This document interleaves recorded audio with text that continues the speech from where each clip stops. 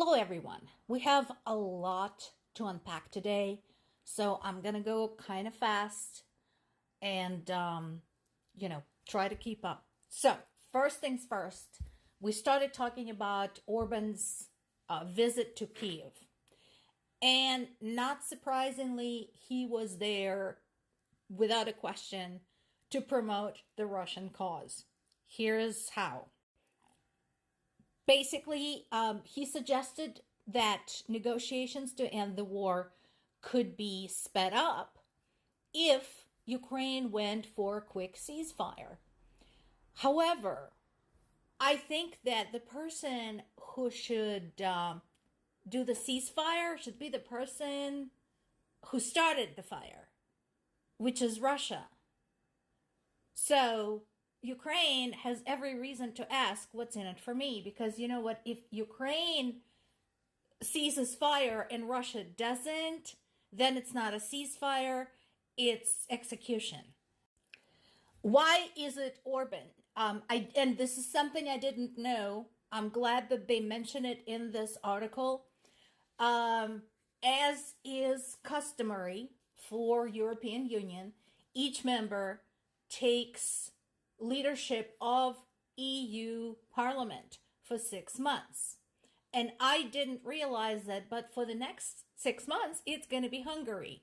And I am concerned about this because that means right now, Hungary, with its very pro-Russian views and draconian policies of intolerance and homophobia and xenophobia, is at the head of the EU Parliament. So that is a concern. Now, he did say the right things because he has to, because he's a politician. And again, because right now he does not just represent Hungary, he represents the European Union. He is right in that the war in Ukraine affects not just Ukraine, but all of Europe and in a lot of ways the entire world. You know, the ripple effects from the war are definitely palpable. So that bit makes complete sense. However, what he is forgetting is whom we are talking about here.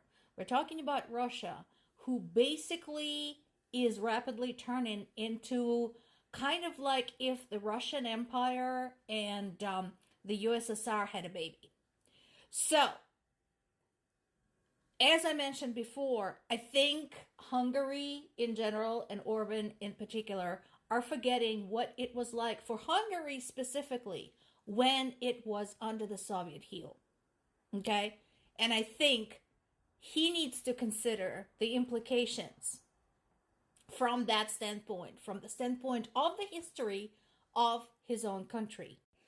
And again, the reply from Ukraine was, yeah, sure, we will work with folks, etc., etc.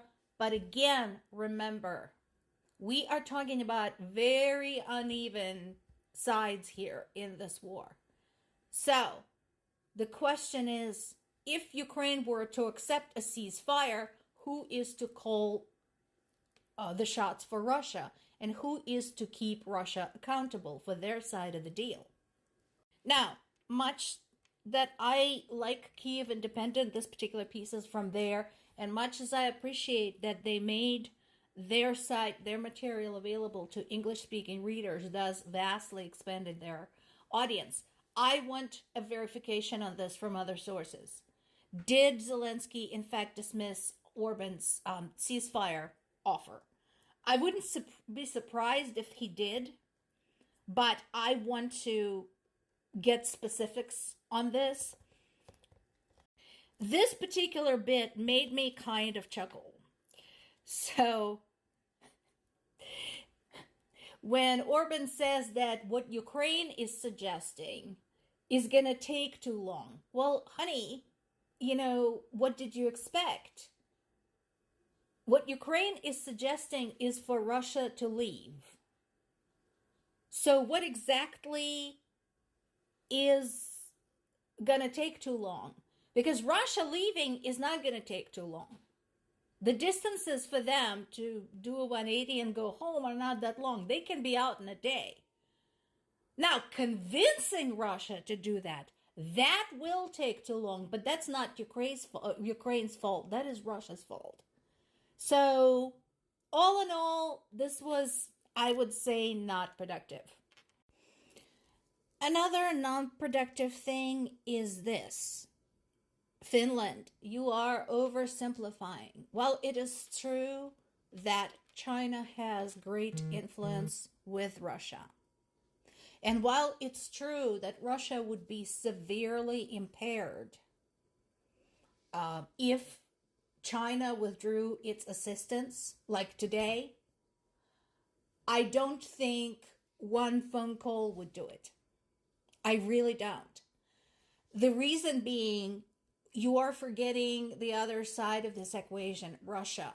They basically got themselves into a situation where any outcome is bad for them. If they win in Ukraine, God forbid, the entire world will turn on them. If they lose in Ukraine, their own reputation will be forever damaged. And of course, there will be huge compensations to be paid out to everybody who suffered damages as the result of this war. So, no, I don't think one phone call is going to do it. This is not helping either, Europe. Again, I advise you to go and read your own history of all of the wars that you have experienced, and particularly those that involved Russian Empire and later the Soviet Union. The reason World War II was won was because everybody pulled together. And even then, Soviet Union managed to hack half of Europe, under its own heel, and that went on until 1990s. So, maybe reconsider how you view this. Just saying. History is a beautiful thing. Some updates. So we have another portion of the promised aid coming in, the 2.3 billion military aid package. So what is in that? That piece includes anti-tank weapons and air defense interceptors.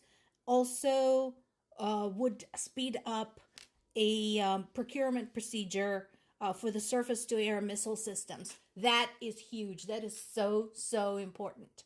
We desperately need more air defenses.